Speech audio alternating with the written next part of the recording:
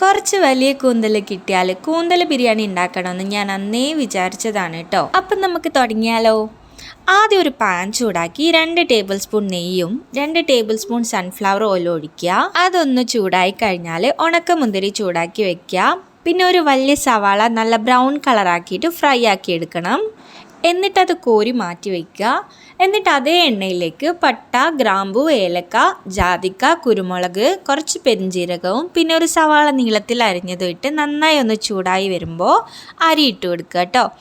നിങ്ങൾക്ക് ഇഷ്ടമുള്ള ബിരിയാണി അരി എടുക്കുക കേട്ടോ. ഞാനിവിടെ 300 ഗ്രാം ജീരകശാല അരിയാണ് എടുത്തിട്ടുള്ളത്. അരി നന്നായി എണ്ണയിൽ വറുക്കണം. എന്നിട്ട് വേവാൻ ആവശ്യമുള്ള വെള്ളം ഒഴിക്കുക. ഞാൻ കുറച്ച് ക്യാരറ്റ് ഇട്ട് കൊടുക്കുന്നുണ്ട് കേട്ടോ. ഇത് ഓപ്ഷണലാണ്. പിന്നെ ആവശ്യത്തിന് ഉപ്പും ഒരു 1/4 ടേബിൾ സ്പൂൺ ജിഞ്ചർ ഗാർലിക് പേസ്റ്റും ഇട്ട് നന്നായി ഇളക്കിയിട്ട് വേവിക്കാൻ വെക്കുക. അരി വേവുന്ന സമയത്ത് നമുക്ക് കൂന്തലൊന്ന് ഫ്രൈ ചെയ്തെടുക്കാം. ഇത് ഞാൻ ഉപ്പും മുളകും മഞ്ഞളും ഇട്ട് ഒരു 15 മിനിറ്റ് റെസ്റ്റ് ചെയ്യാൻ വെച്ചതാണ് കേട്ടോ. ഇനി ഒരു പാൻ ചൂടാക്കി വെളിച്ചെണ്ണ ഒഴിക്കുക. എന്നിട്ട് മിക്സ് ചെയ്ത് വെച്ച കൂന്തൽ ഇട്ടിട്ട് ഫ്രൈ ചെയ്തെടുക്കണം.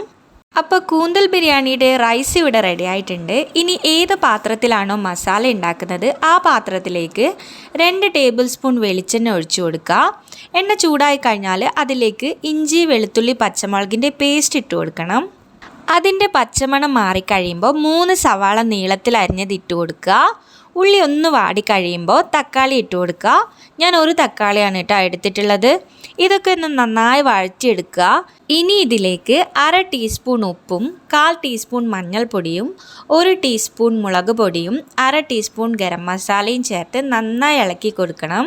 പൊടികളുടെ പച്ചമണം മാറിക്കഴിയുമ്പോൾ കുറച്ച് മല്ലിയിലയും കറിവേപ്പിലയും പുതിനയിലയും കൂടി ഇട്ട് ഒന്നുകൂടെ ഒന്ന് ഇളക്കണം. ഇനി അതിലേക്ക് നമ്മൾ ഫ്രൈ ചെയ്ത് വെച്ച കൂന്തലും കൂടി ഇട്ട് കൊടുത്ത് മസാലയും കൂന്തലും നന്നായി മിക്സ് ആവണ തരത്തിൽ നന്നായി ഒന്ന് ഇളക്കി കൊടുക്കണം. ഒരു 5 മിനിറ്റ് ലോ ഫ്ലെയിമിൽ അടച്ച് വെച്ച് വേവിക്കണം. കൂന്തൽ ഓൾറെഡി ഫ്രൈ ചെയ്തതായതുകൊണ്ട് ഒരുപാട് സമയമൊന്നും വെക്കണ്ട കേട്ടോ. അപ്പോൾ കൂന്തൽ ബിരിയാണിയുടെ മസാല ഇവിടെ റെഡി ആയിട്ടുണ്ട്. കുറച്ച് മസാല ഞാൻ ഗാർണിഷ് ചെയ്യാൻ വേണ്ടി മാറ്റി വെക്കുന്നുണ്ട് കേട്ടോ. ഇനി നമുക്കിത് ദമ്മിടാം. ഞാൻ ഇതേ പാത്രത്തിൽ തന്നെയാണ് കേട്ടോ ദമ്മിടുന്നത്. ഫസ്റ്റ് ലെയർ മസാല ഇട്ട് കൊടുക്കുക. അതിൻ്റെ മുകളിൽ ചോറിട്ട് കൊടുക്കുക. എന്നിട്ട് നമ്മൾ ആദ്യം ഫ്രൈ ചെയ്ത് വെച്ച സവാളയും മുന്തിരി ഇട്ട് കൊടുക്കുക.